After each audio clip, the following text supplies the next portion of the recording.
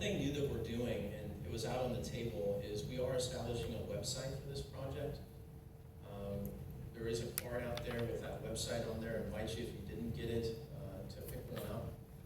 If you went out there tonight or tomorrow, it would show that we are going to launch it live on Friday, May 19th. And the reason being, as Board Member Burns stated, we had a meeting in Marshall County this morning. It was early this morning. This one in Tama County tonight. We have another one in Benton County, and then Lynn County tomorrow night. So we wanted to make sure that all 4 meetings were completed before launching the site. But on Friday, it'll be live. So you'll be able to get project information, project contacts, things of that nature on that site. Lastly, I just want to say thank you, and I'll bring our ITC personnel up and introduce them.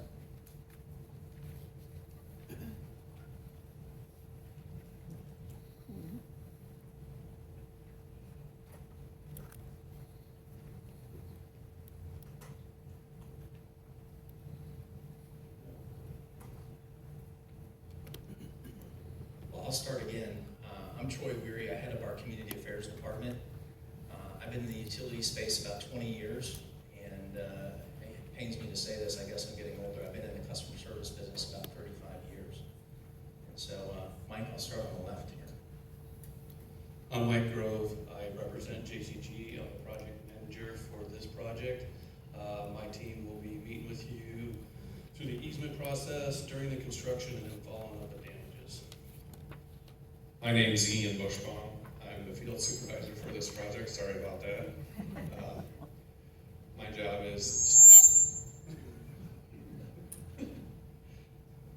I'll be on the job most every day, working with the contractors, making sure they're building the line to our design specs, following our safety rules, respecting your land.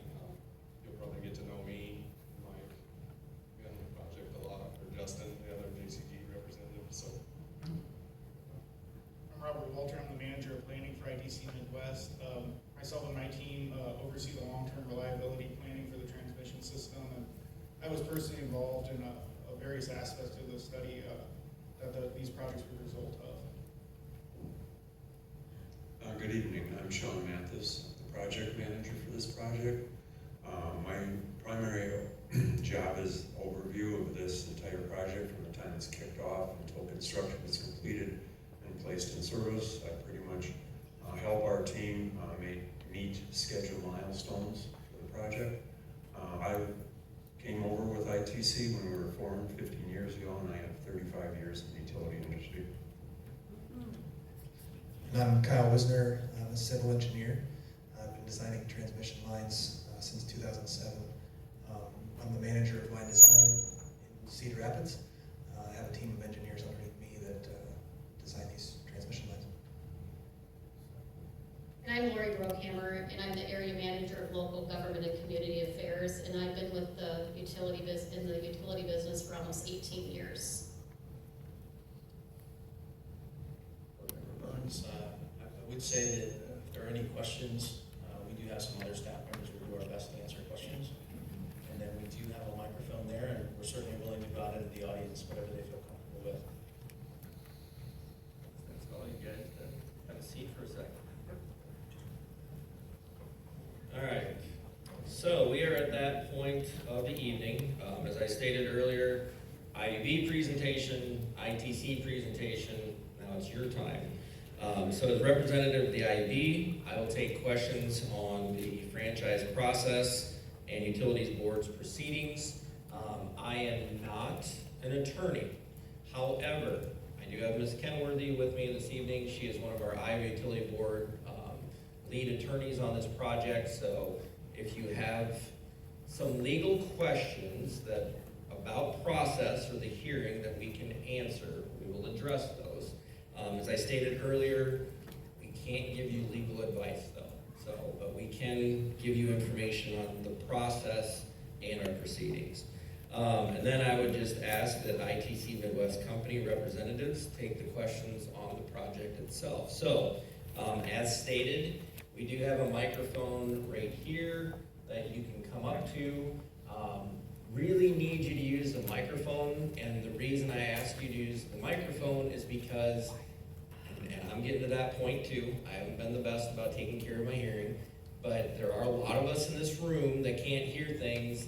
If somebody over here just kind of shouts it out, people over here can't hear what they're saying, and it may be a question that they want answered as well. So we've got that microphone kind of for this section, if you will, and we've got a portable one if we need to get it to you because it's just hard for you to get to the stand-up microphone. So with that, I would welcome that first individual to break the ice of the evening and ask the question.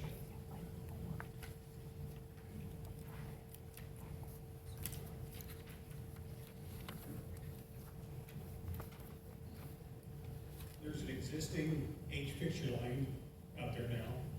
Is that staying, and another one built beside it, or is this replacing? So could you repeat the first part, the existing line? There's an existing H fixture line that runs through that area. So go ahead.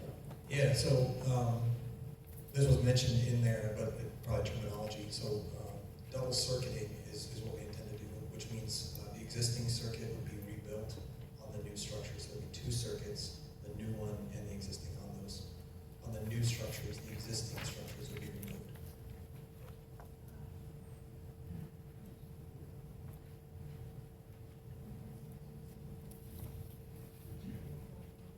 How long are the existing poles supposed to last? 20 years, 30 years? We had this ratio, it knocked poles over and snapped them off, like kindling. And with concrete, as we know, it does deteriorate over years. How long does that last? Because frost will break it down 3 feet and snap it off. It's glowed over these silos with existing. That's my question right now. I think there's a couple of questions there. First of all, how long is the line designed to last? And then after you answer that, I think just maybe some commentary about the derecho itself. I'm no meteorologist, but that was hopefully a once in a lifetime. It wasn't, We've had 2 in 11 years. Show of hands, who heard of the road derecho before that happened? Anybody? We've had 2 in the last Right, 11 we've had 2, years. But I'm just saying, did anybody know what a derecho was? Pardon me? What's the question? Did anybody know what a derecho was before we had one? We had a tornado. Okay. Yeah, okay. 140 mile an hour winds for 40 minutes, We'll get to that. 4 miles wide. Understood. Kyle, talk about how long the line is going. Yeah, so the line, transmission lines are generally designed for 50-year lifespan. We have lines that last much longer than that with maintenance and repair, things like that. So they do last longer than that. As far as foundation design, these poles are proposed to be steel and with foundations. Some of them will be concrete, most likely. I will say, in the majority of time, I can't think of any instances where the foundation fails. Sometimes the poles fail, but it's a pretty rare occurrence for the concrete to fail the foundation. Could you talk about, in your design world, how you're designing for extreme weather events? And then I'd just like to talk about a couple of our recent storms, just from our experience as well. I think it's a great question, so I apologize, I'm going to talk a little bit, but it's worth talking about.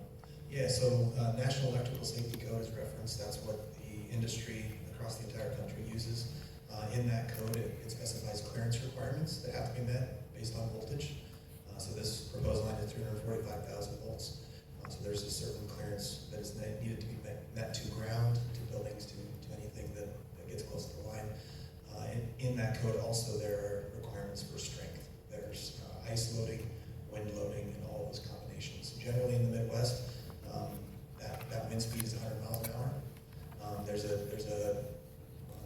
along the coastal region on the East Coast, hurricane type stuff, there's 140 mile, it goes up to that. There's different pockets kind of across the country there.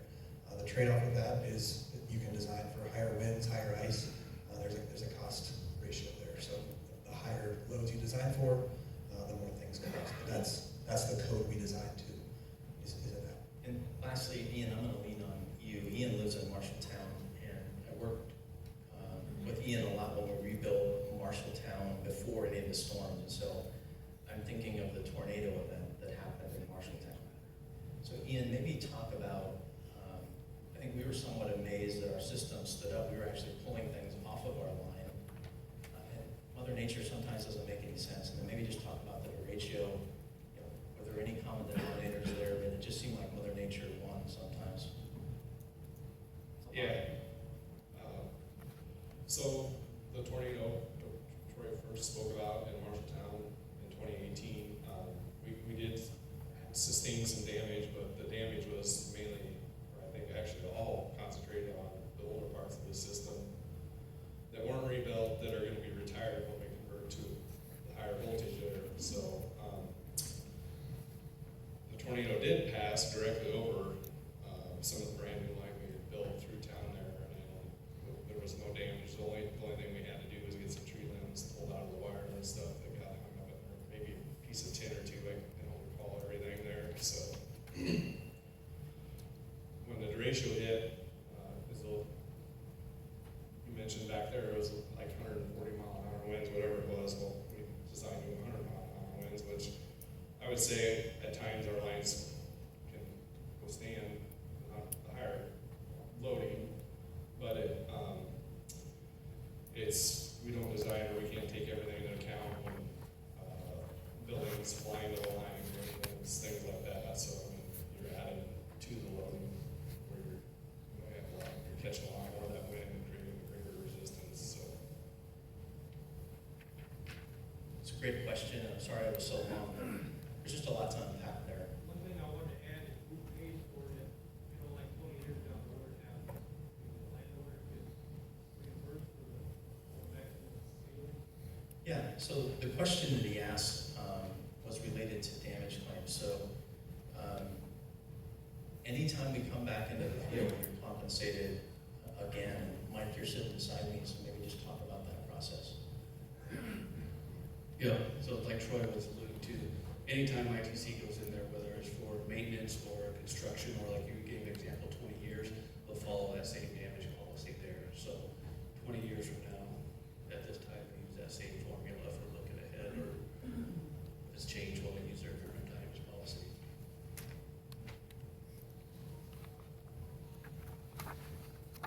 Is there a reason why you guys don't use a straight through like Highway 30 or the railroad rather than? If you don't mind. Is there a reason why you guys don't use the railway if there's not enough easement there, or like Highway 30?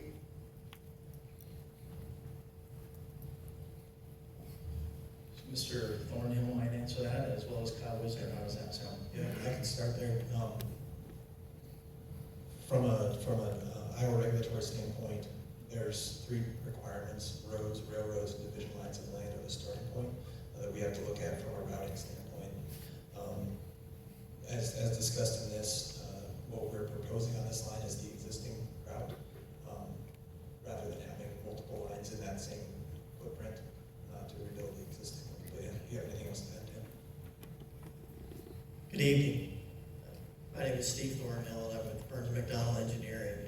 And ITC retained us to do a route evaluation study and develop a route for the proposed project. So, as Kyle mentioned, we did look at, according to the Iowa Code, alternatives that do follow roads, including Highway 30 and the rail line. There are a number of issues that come with those.